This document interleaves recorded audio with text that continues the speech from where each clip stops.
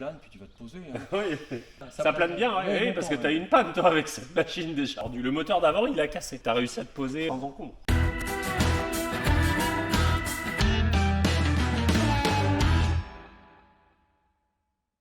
Direct de Pologne, dans sa caisse en bois.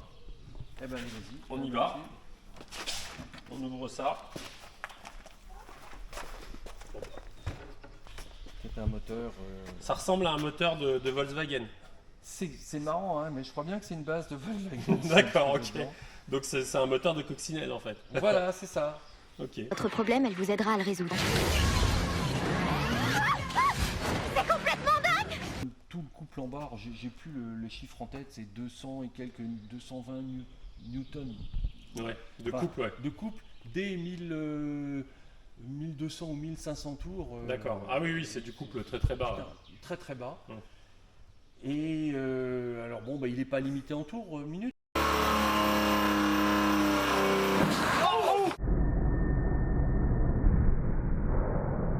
L'avion à l'ancienne, comme un Lycoming ou des choses comme ça, il n'y a pas de réducteur, là c'est en prise directe. Tout à fait. Est-ce qu'il y a vraiment, moi j'ai jamais volé sur des moteurs comme ça, il y a une différence vraiment par rapport au réducteur, c'est quoi qu'on peut... Disons que c'est le bruit des vibrations. Ouais.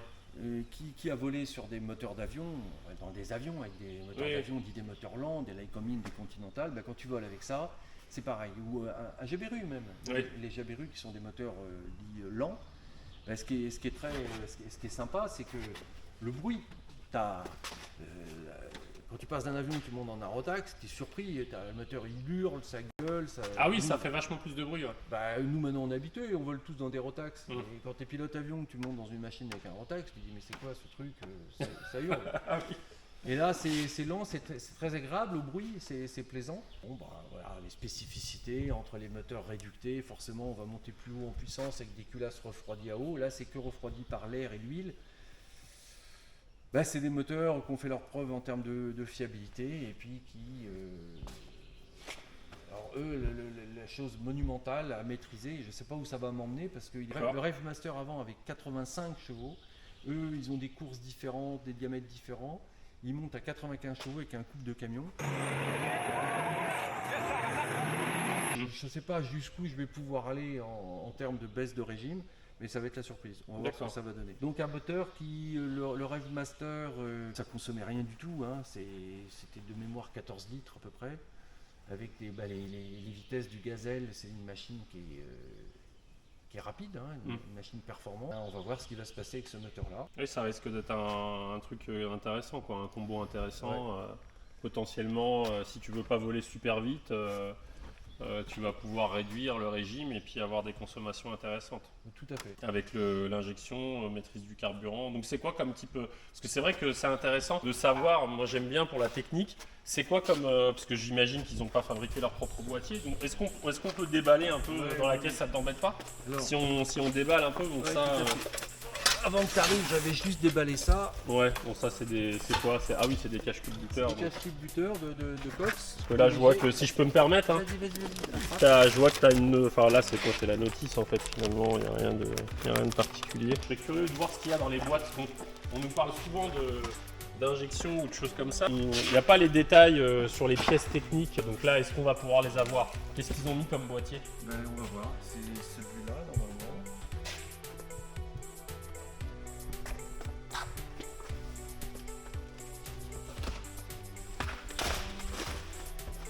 Ah, c'est une EcuMaster.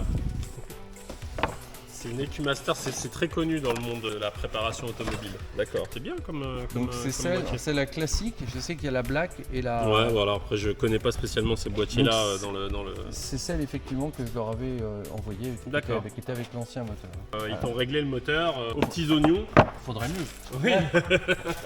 Aux petits oignons avec le calculateur. Ouais, autrement ça va pas très bien marcher. Bah oui.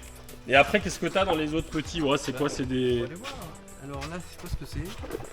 Qu'est-ce que ça peut être? Bon, ça, c'est pas comme le Vija. Ceux qui n'ont pas vu notre vidéo avec le Vija, c'est pas un moteur qui est dans la caisse depuis 15 ans là.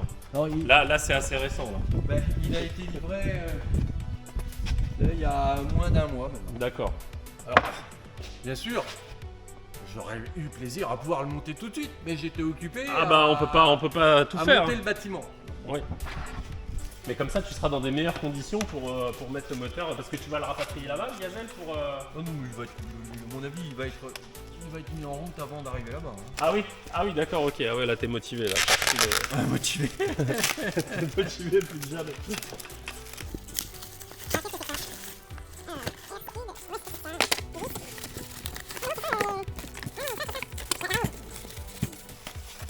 Ah, c'est un moyeu, ça. Ouais.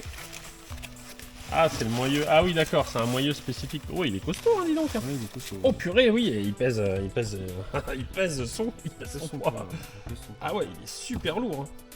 Ah ouais, d'accord, c'est ce qui va remplacer ton moyeu devant. D'accord, ok. Parce qu'en fait, sur le Rêve Master, il y avait un nez allongé avec une reprise, un palier devant, et eux, c'est différent. Donc, il est plus court. Ouais.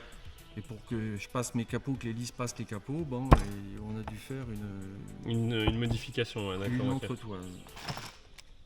Ouais, donc ça, c'est les vis qui vont avec. Ok. Ouais, bon, il n'y a rien Alors, il d'extraordinaire. y a quoi? Il y a encore un truc au-dessus de ta tête.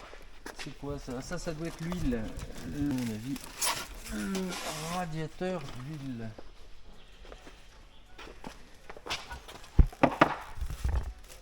Alors, comment ça marche?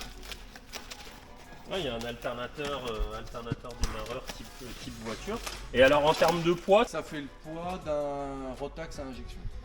d'accord. Donc dans les 80 kg, quoi. Ouais. À peu près. Un peu plus. Le Un peu Rotax plus, à injection. ouais. Le Ah ouais. Rotax à carbu, c'est pas loin d'être ça. Et l'injection. Ah oui, 80 kg, Rotax, de tout, mémoire. tout prêt à voler, quoi, on va dire. D'accord. De toute façon, Parce qu'il fait massif, ce moteur, quand tu le vois comme ça. Après, ça veut peut-être rien dire, mais t'as vraiment l'impression qu'il fait très massif.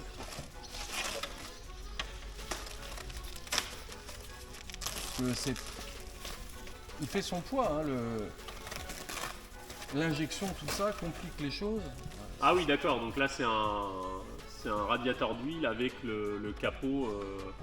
Et ça, c'était monté avant. Ouais, c'était d'accord. monté avant. Ok. Ah, il y a un big radiateur d'huile là. Ouais. Ça contribue aussi sûrement au refroidissement du moteur avec l'air en plus, quoi, pour pas que ça chauffe. Ouais. Donc double allumage.